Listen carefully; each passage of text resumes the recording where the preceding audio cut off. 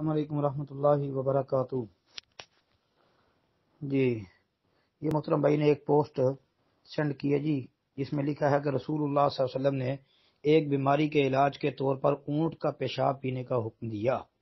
کہتے ہیں جی اس کی تحقیق درکار ہے۔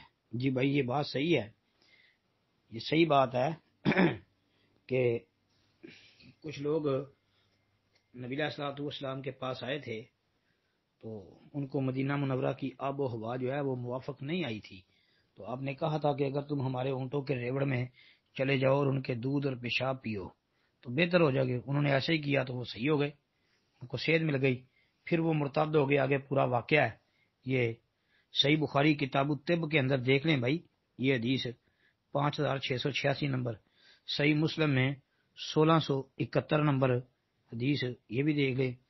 اس کے علاوہ آپ ابو داود، نسائی، ترمذی، سنن ابن ماجہ، مسند احمد وغیرہ کو بھی پڑھ لیں جی۔ سنن ابن ماجہ کے اندر